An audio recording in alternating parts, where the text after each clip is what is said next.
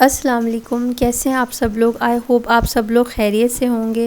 آج ہم بنانے جا رہے ہیں شامی کباب ریشے والے، وہ بھی کنڈی سے میں جو پتھر کی ہوتی ہے اس میں کوٹے ہوئے۔ اس کے لیے ہم نے لینا ہے 7-8 سبز مرچیں، 1 ٹماٹر، 2 پیاز، ایک بڑا سارا ادرک کا ٹکڑا اور ایک مٹھی بھر کے لہسن۔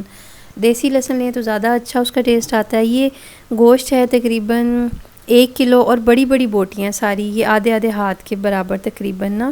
اگر آپ چھوٹی بوٹی لیں گے تو پھر اچھا نہیں بنتا، اس کے شامی اچھے نہیں بنتے۔ اب یہ 2 پیاز اور سبز مرچیں، ان کی آپ نے ڈنڈیاں اتار لینی ہیں اور پیاز کو آپ نے موٹا موٹا اس طرح سے چاپ کر لینا ہے، رفلی چاپ کر لیں آپ اس کو۔ کئی لوگ پیاز نہیں ڈالتے، لیکن یہ سارے مسالے ڈالنے سے بلیو میں بہت اچھا ذائقہ آتا ہے۔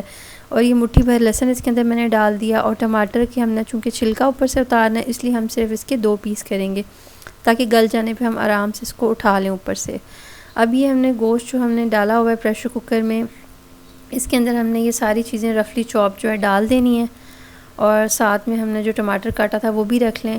ٹماٹر بھی آپ ضرور ڈالیے گا، کئی لوگ نہیں ڈالتے کہ شامی کباب میں ٹماٹروں کا کیا کام، تو یہ جب آپ بنائیں گے تو آپ کو پھر پتہ چلے گا کہ اس سے ٹیسٹ میں کتنا فرق آ جاتا ہے، بہت ہی مزے کا فلیور آتا ہے، بالکل یونیک شامی بنیں گے، اور آپ کھائیں گے تو آپ دوبارہ بھی اسی ریسیپی سے ضرور ٹرائی کریں گے انشاءاللہ۔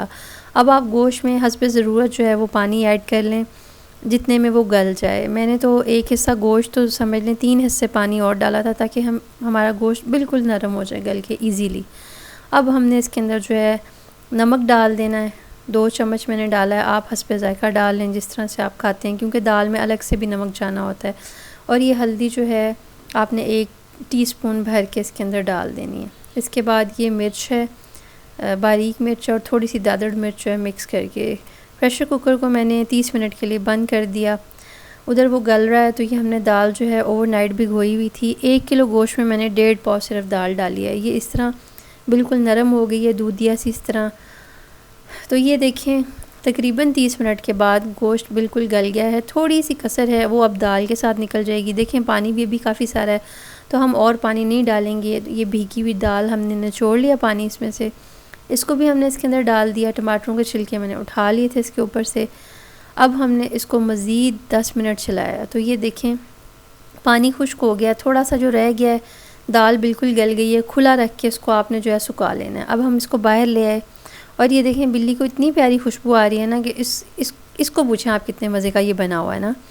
تو یہ دیکھیں اتنا زبردست تھا ہمارا یہ میٹیریل تیار ہو گیا۔ اب ہم نے اس کو پتھر کی کنڈی میں یا سل میں پیسنا ہے۔ آپ نے اس کو چاپر میں نہیں پیسنا، چاپر میں بالکل بھی وہ والی لک نہیں آئے گی، وہ والے ٹیکسچر نہیں بنے گا، وہ بالکل ایسے مٹی مٹی جیسے شامی کباب بنتے ہیں، اس کا اور اس کا کوئی مقابلہ نہیں۔ اس کو آپ نے اچھے سے جو ہے کوٹ لینا ہے، بوٹیاں بوٹیاں آپ ذرا پہلے کوٹ لیں۔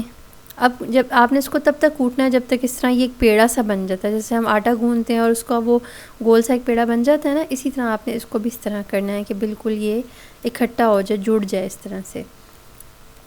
یہ ہم نے جو ہے سارے پیس لیے، سارے چکر اس کے ڈال ڈال کے چھوٹے چھوٹے چنکس میں، اور یہ اب ہم نے سارا اس کو ایک پیالے میں نکال لیا، ٹھیک ہے۔ اس کے بعد ہم اگلا سٹیپ جو کریں گے، ہم نے لینے ہیں 4 انڈے اور اجوائن، گرم مسالہ، پسا ہوا زیرہ اور کسوری میتھی ہم نے لی، ٹھیک ہے، اور یہ چاٹ مسالہ ساتھ میں۔ یہ سب چیزیں میں نے آپ کو دکھا دی ہیں، اور انڈے ہم نے اس کے اوپر نہیں لگانے، ہم اس کے اندر ڈالیں گے۔ یہ 4 انڈوں کا مٹیریل ہم نے شامی کباب کے اندر آپ کے سامنے مکس کر دیا ہے، تاکہ آپ دیکھ لیں کہ واقعی ہم نے 4 انڈے اس کے اندر ڈالے ہیں، اور یہ مٹیریل اتنا سخت ہے کہ یہ سارے انڈے اس کے اندر سما جائیں گے، بالکل آپ کو پتہ بھی نہیں چلے گا کہ 4 انڈے کہاں گئے۔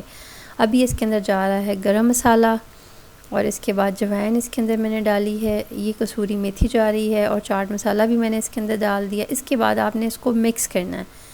اب یہاں پہ یہ بتاتی چلوں کہ صرف مکس نہیں کرنا، آپ نے اس کو گوندنا ہے، جیسے آٹا گوندتے ہیں نا، یہ دیکھیں ہم نے اس کو گوندنا اچھی طرح ہم نے گوند لینا ہے، انٹل کہ یہ بالکل ایک پیڑا بن جائے جس طرح سے، بالکل اچھا سا۔ یہ دیکھیں اب یہ اس طرح سے الگ الگ ہو رہا ہے، آپ تب تک اس کو گوندیں جب تک یہ ایک ایسے ٹکی کی شکل میں نہیں آ جاتا۔ یہ دیکھیں یہ شامی بن گیا، کسی سانچے میں نہیں بناتی، ہاتھ سے ہی میں اس کو بناتی ہوں۔